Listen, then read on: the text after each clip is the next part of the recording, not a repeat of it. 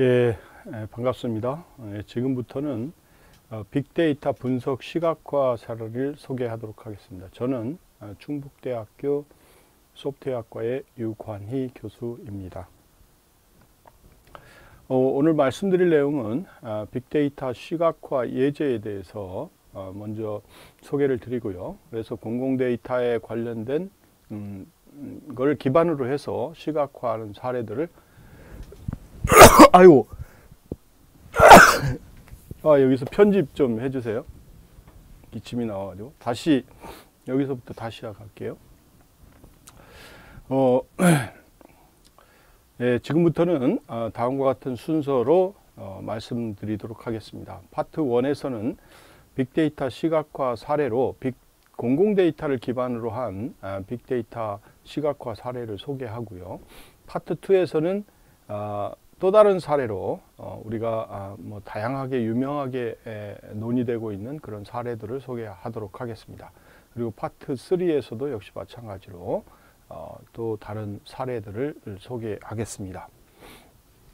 먼저 파트 1에서는 공공데이터를 기반으로 한 빅데이터 시각화 사례를 말씀드리도록 하겠습니다.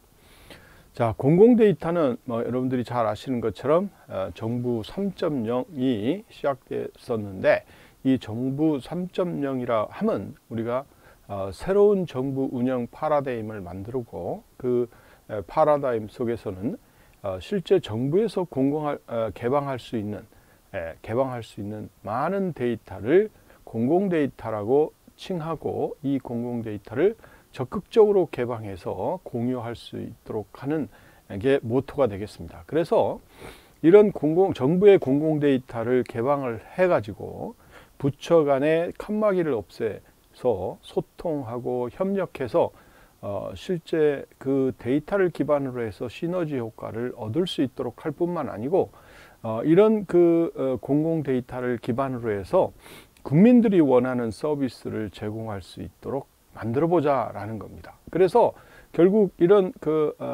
데이터를 기반으로 해서 다양한 서비스가 개발되기 위해서 요구되는 그런 인력들, 그 다음에 거기에 따른 부가적인 서비스, 이런 것들을 통해서 일자리를 창출하고, 그 다음에 창조 경제를 지원하는 새로운 정부 운영 패러다임을 만들어 보겠다. 이게 이제 정부 3.0의 모토가 되겠고요. 여러분들이 이런 실제 사이트에 들어가서도 여러분들이 실제 정부 3.0에 대한 부분들을 확인할 수가 있을 거고요. 그리고 실제로 데이터들은 여러분들이 사이트에 들어가야 되는데요. 실제로 보면 다음과 같은 사이트에 들어가서 여러분들이 실제로 데이터를 볼 수가 있습니다. 그래서 data.go.kr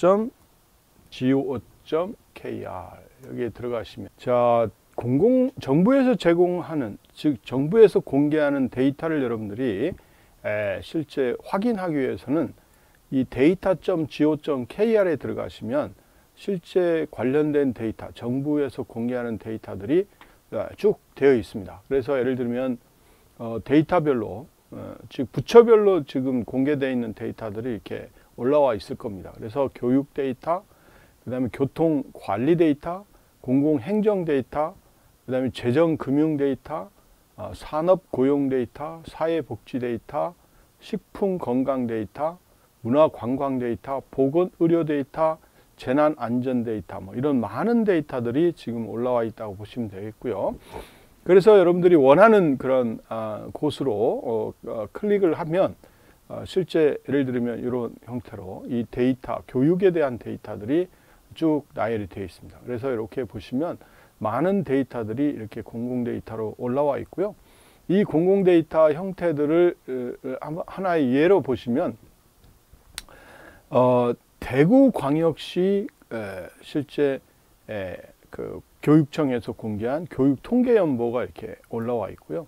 이 올라와 있는 데이터를 보시면 여러분들이 실제 클릭을 하시면 됩니다. 되시고, 여러분들 여기에 관련된 URL이랄지 이런 다양한 부분들이 올라와 있다는 걸 말씀드리고, 거기에 따라서 이 데이터들이 비용이 부과됐는지 안 됐는지 이런 것까지 다 이렇게 하나의 예로 여러분들이 확인할 수가 있습니다. 이처럼 이 공공 데이터들이 뭐 교육뿐만 아니고 기타 많은 곳에서 우리가 이걸 확인할 수가 있고 그 다음에 다운받아서 실제 사용할 수가 있기 때문에요. 여러분들이 굉장히 그 유용한 부분이라고 생각하시면 됩니다. 자, 여기에 보시면 소상공인 시장진흥공단에서 제공한 상가 정보들 이렇게 올라와 있습니다. 그래서 이것도 클릭하시면 여러분들 관련된 정보를 이렇게 받아서 볼 수 있도록 그렇게 되어 있다.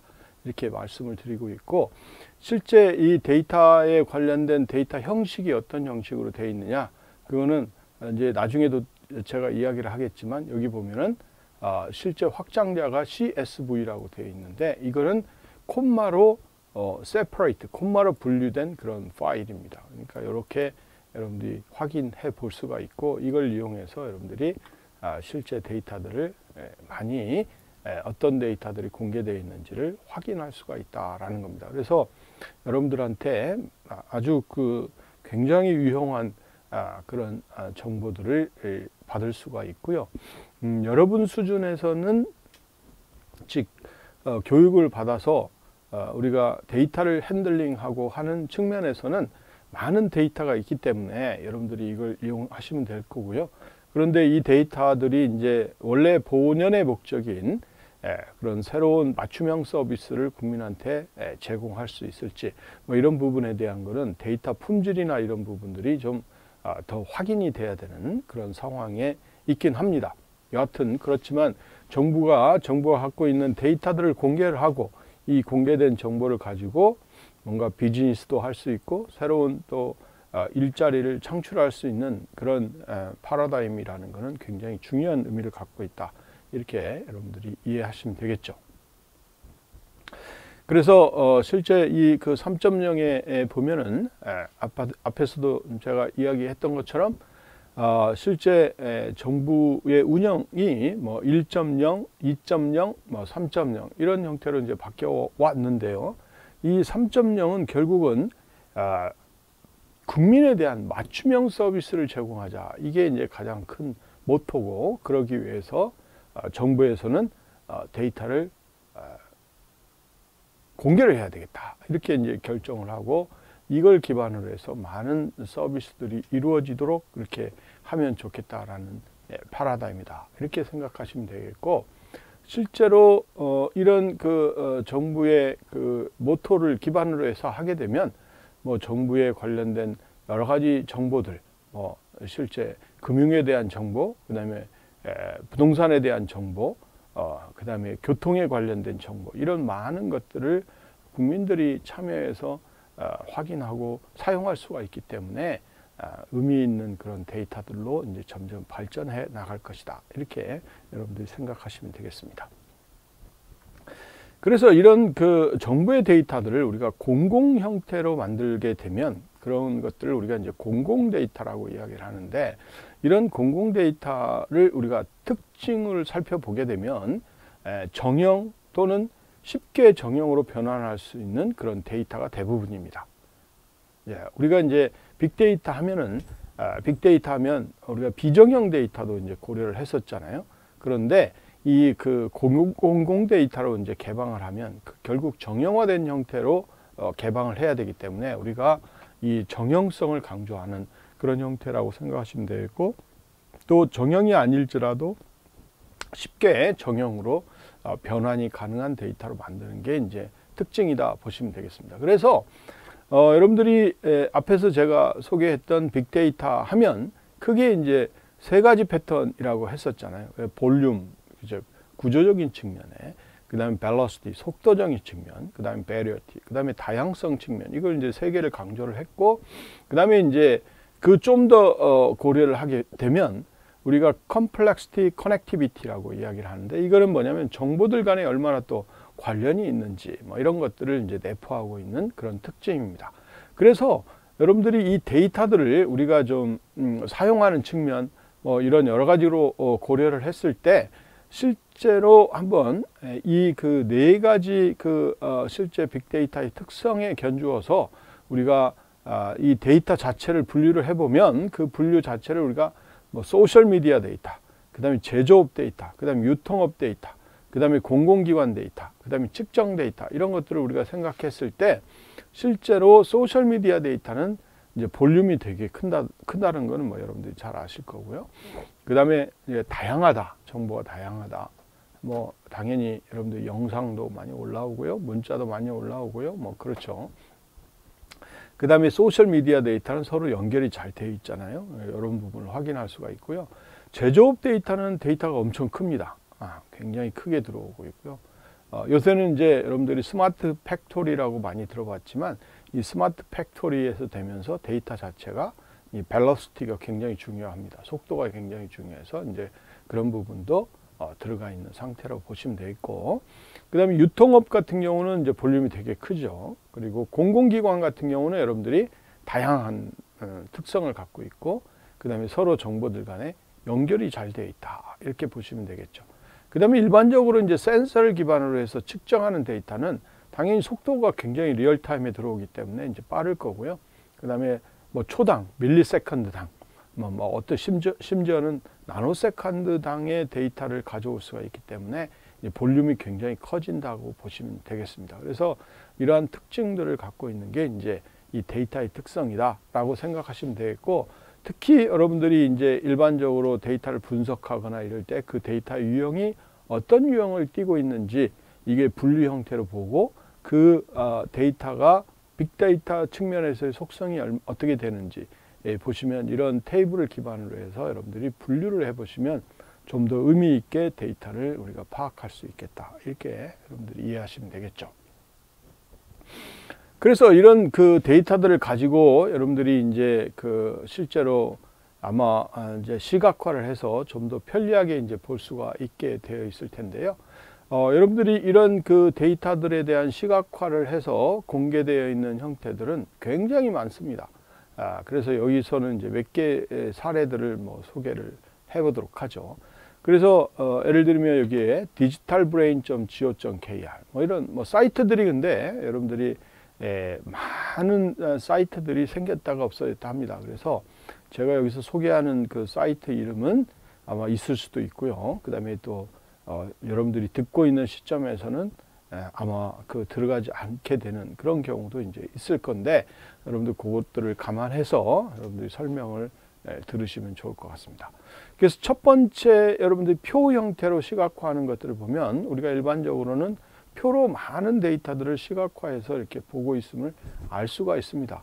그러다 보면 이제 의미 파악도 굉장히 힘들고 이러기 때문에 전 시간에 여러분들이 배웠던 트리 구조, 그렇죠? 트리 구조나 그 다음에 맵 구조, 이런 것들을 통해서 우리가 시각화하는 것들을 볼 수가 있습니다.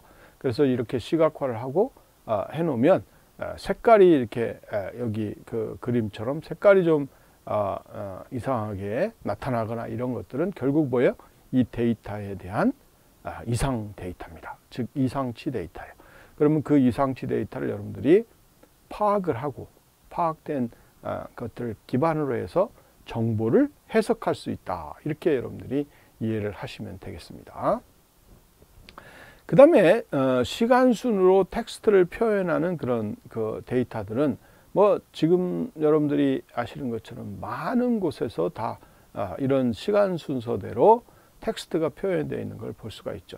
뭐 심지어는 페이스북에서도 시간대별로 여러분들이 쭉 데이터가 기록되고 있는 것을 확인할 수가 있고요. 여기처럼 세종.go.kr 같은 경우도 시간에 따라서 이벤트가 어떤 이벤트들이 일어났는지를 우리가 볼 수 있도록 만들어주는 그런 형태라고 생각하시면 되겠습니다. 그래서 이걸 기반으로 해서 여러분들이 어떤 시간에, 어느 시간에 내가 어떤 이벤트가 있는지 뭐 이런 것들을 우리가 알 수 있게끔 만들어주는 그런 상황이라고 생각하시면 되겠고요. 그 다음에 기타 오른쪽 방법은 아마 뒤에서도 소개를 하겠지만 실제로 OECD에 관련된 에너지의 사용 그 형태, 그 다음에 에너지 생성 형태, 이런 것들을 이제 잘 보여주고 있는 그런 그림입니다. 시각화 그림입니다. 그래서 이거는 좀 더 자세히 소개하겠지만 각 나라별로 실제 에너지를 얼마나 생산하고 얼마나 소비하고 있는지를 이 그림으로 딱 보면 알 수 있게 그렇게 이제 만들어주는 그런 형태라고 생각하시면 되겠고, 이런 부분들은 지금 많은 곳에서 서비스가 되고 있는 그런 형태라고 생각하시면 됩니다. 그래서 앞에 여러분들이 강좌에서 소개를 들었지만 실제 로그 데이터에 대해서, 이 로그 데이터는 주로 텍스트 데이터이기 때문에 그 텍스트 데이터가 어떤 특성을 갖고 있는지를 잘 확인할 수가 없는 그런 경우가 있는데, 이런 경우도 이렇게 맵 형태로 표현하게 되면 여러분들이 데이터의 특성을 이 맵을 보면서 확인할 수가 있고, 주로 이런 경우는 어떤 경우겠어요? 그렇죠. 전반적으로 데이터가 문제가 없이 로깅이 되는데 어떤 특별한 경우가 발생이 되는 경우는 이 로그 데이터의 컬러가 보통의 컬러하고 다르게 특이 컬러로 이제 그림이 그려집니다. 예를 들어서 뭐 이런데 이렇게 조금씩 다른 색깔이 이렇게 나오게 됩니다. 그래서 이런 색깔들을 우리가 쉽게 찾을 수 있도록 이렇게 시각화를 해주면 굉장히 의미 있게 여러분들이 시각화 결과를 볼 수가 있겠다라는 거죠. 자, 여기가 이제 제가 소개하는 그런 시각화 기법은 뭐 이제 다른 분이 이제 한 결과지만 18대 국회의원의 본회의 투표 성향을 이렇게 보여주고 있는 그림이고요. 사이트가 아마 여기 폴리티지 org에 들어가시면 여러분들이 이제 볼 수 있게 그렇게 되어 있고요. 이게 아마 18대이기 때문에 아마 지금은 이제 서비스가 안 될 수도 있죠. 그렇지만 여러분들이 그걸 한번 잘 확인해 보시기 바랍니다. 그래서 이 그림을 여러분들이 보시면 모든 국회의원들에 대한 실제 그 소속을 우리가 색깔로 표현하고 있다라고 보시면 되겠고, 이 빨간색으로 표시되어 있는 그 그룹의 당의 소속, 그 다음에 여기 또 초록색으로 되어 있는 당의 소속, 이런 소속들이 여러분들이 실제 그 경향을 표시해 주고 있는 상태가 되겠고요. 그 다음에 실제로 이 투표 성향을 보기 때문에 만약에 예를 들면 실제 요 그 왼쪽 부분하고 오른쪽 부분이 있다 그럴 경우에 왼쪽 부분은 진보 성향, 그 다음에 오른쪽 부분이 그 실제 보수 성향의 그 실제 여러 그 법안들이 있을 때 그 법안들에 대해서 투표를 했거나 이런 경우들이 이제 이 그림을 보면 여러분들 한눈에 딱 볼 수 있도록 그렇게 되어 있고요. 쉽게 이제 이 아마 자세히 보시면 이 서클 안에 이제 국회의원 성함들도 다 있기 때문에 이 성함에 따라서 투표를 진보 보수의 어떤 성향으로 투표가 이루어졌는지 뭐 이런 부분들이 이제 자세히 확인할 수 있도록 그렇게 개발이 된 그런 서비스라고 생각하시면 되겠습니다. 그러면 여러분들이 이 그림만 보고도 실제로 이 국회의원이 진보 성향인지 그다음에 보수 성향인지를 알 수 있도록 그렇게 이제 만들어주는 example이 되겠습니다. 그리고 실제로 이런 그 데이터들을 기반으로 해서 우리가 이제 18대 국회 본회의 회의록을 전부 분석을 하고요. 분석된 것들에 대해서 회의록 중 투표 데이터들을 가지고 왔고요. 이 투표 데이터들을 기반으로 해서 실제로 의원들 간의 유사도를 이렇게 판명할 수 있도록 만들었고요. 그래서 그 유사도를 여러분들이 의원들 간의 링크를 형성을 했습니다. 이렇게 링크를 형성을 한 결과고, 이 링크된 결과들은 링크 다이어그램으로 이렇게 그림이 그려지고요. 이런 링크 다이어그램이 이제 실질적으로 이렇게 시각화되도록 그렇게 만들었다라고 생각하시면 되겠습니다. 그래서 결국은 이 데이터도 이 회의록에 대한 기본 데이터, 공개된 데이터들을 기반으로 해서 실제 의원들이 어떤 곳에 투표를 했는지에 대한 데이터를 뽑아서 그 뽑은 데이터들을 기반으로 해서 의원들 간에 실제로 실제 어떤 그 유사도가 있는지 결국은 각각의 투표 하나의 안건에 대해서 반대 찬성 이런 부분들을 우리가 표시를 하면 즉 구하면, 그러면 같은 성향으로 투표한 사람은 유사도가 높겠죠. 그렇죠? 그래서 그런 부분들을 다 고려를 해 가지고 이런 유사도 테이블을 만들게 되는 거고요. 그런 유사도 테이블을 가지고 이제 의원들 간에 링크를 구성하게 되고 그 링크에 대한 다이어그램을 그려서 만약에 다이어그램을 그릴 때 링크의 숫자가 굉장히 많게 되면 유사도가 높은 걸로 간주를 하는 거죠. 거의 그리고 링크가 뭐 거의 없다 그러면 의원들 간에는 유사도가 없다 이렇게 이야기를 해서 그림을 그려놓은 게 이제 이런 그 형태의 결과를 만들어낸 겁니다. 그래서 실제로 여기에서 이 과정에서 보시면 여러분들이 시각화가 단순히 그냥 실제 데이터를 그대로 원하는 형태로 이렇게 시각화가 되는 게 아니라 여러분들이 시각화를 위해서는 관련된 데이터를 수집하고 그 다음에 분석하고 그렇죠. 뭐 유사도 분석도 분석이기 때문에 분석하고 시각화를 위해서 모델링해서 그림이 그려지도록 그렇게 만드는 그런 과정을 여러분들이 확인할 수가 있게 되는 거죠. 자, 그래서 실제로 이제 이런 유사 데이터에 대해서 성향을 이렇게 국회의원들 간의 성향을 가시화하는 그런 부분들을 이제 보여줬을 뿐만 아니고 만약에 이제 이런 기본적인 모델을 가지고 어떤 실제 법안이 나왔다. 그러면 그 법안에 대해서 모의 투표를 진행하면 그러면 어떤 유사도를 갖는지를 우리가 파악할 수 있도록 해주는 그런 형태도 이제 제공을 하고 있었습니다. 그래서 여러분들이 여기 보시면 실제로 비교 국회의원을 선택을 하고 그 선택된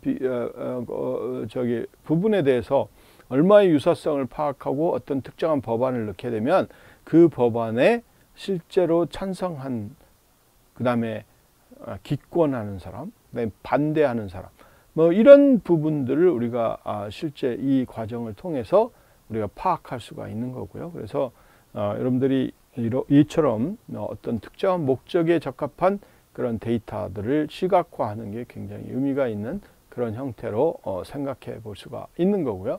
그 다음에 이제 어떤 특정한 국회의원을 선정할 경우에 그 국회의원에 대해서 유사도가 높은 그런 국회의원들을 이렇게 보여서 찾아서 보여주기도 하고 또 어떤 경우는 뭐 당연히 필요에 따라서 이 국회의원하고 전혀 관계가 없는 그런 국회의원들을 이렇게 뽑아서 줄 수도 있고 그렇습니다. 그러니까 그거는 목적에 따라서 여러분들이 어떤 형태로 실제 가시화를 하느냐 이런 부분에 따라 다르다 이렇게 생각하시면 되겠고요.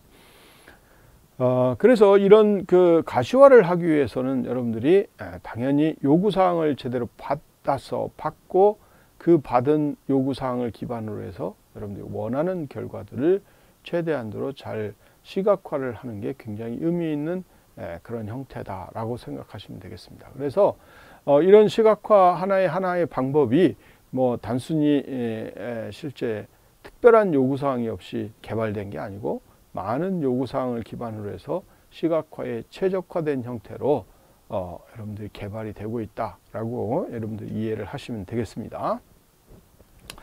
자, 여러분들이 보시면 다음과 같은 시각화입니다. 이것도 공공 데이터인데요. 그 공공 데이터의 서울시 예산 데이터입니다. 그래서 서울시 예산 데이터인데요. 그 예산 데이터에 대해서 여러분들이 실제 구성 관련된 정보들을 하나하나 보여주고 있는 그런 형태가 되겠습니다. 그래서 2014년도의 전체 예산을 이렇게 보여주고 있고요. 그 예산이 굉장히 크죠.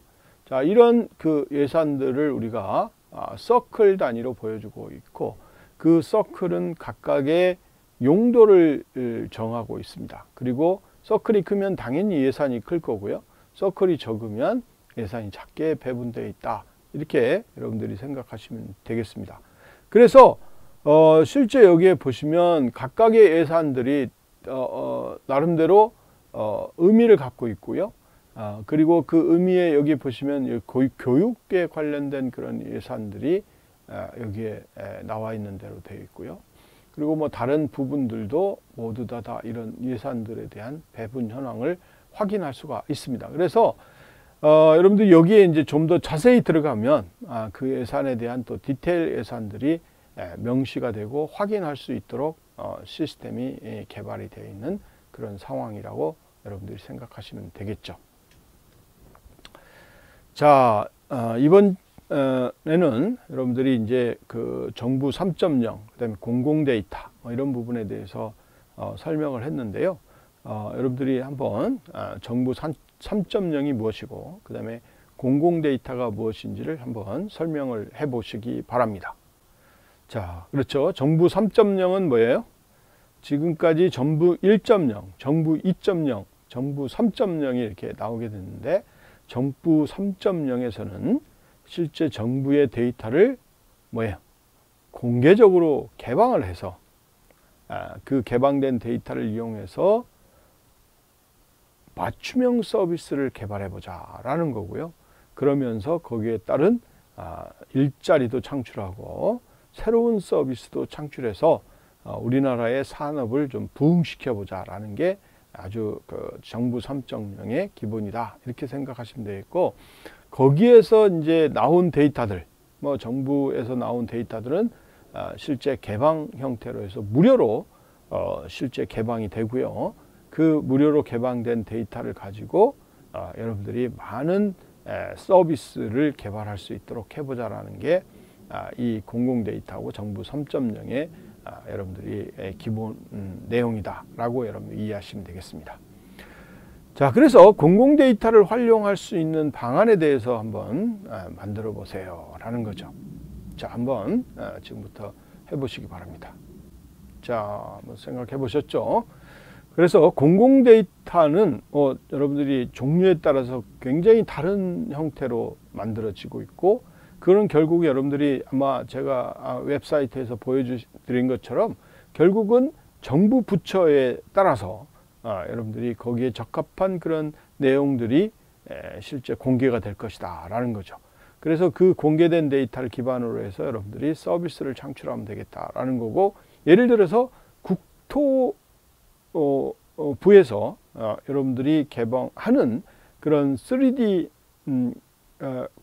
우리나라 지리 데이터가 있다 그러면 그 3D 관련된 그런 국토 지리 정보를 여러분들이 이용해서 뭐 내비게이션을 만든다든지 뭐 여러 가지 형태로 우리가 생각해 볼 수가 있습니다.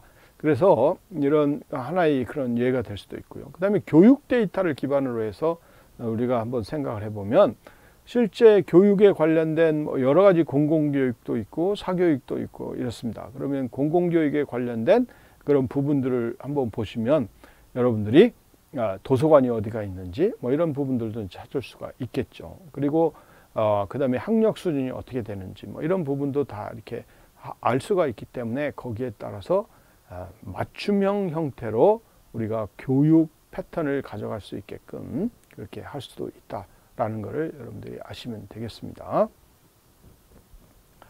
자, 이번 장에서는 우리가 새로운 정부 운영 패러다임인 정부 3.0에 대해서 소개를 했고요.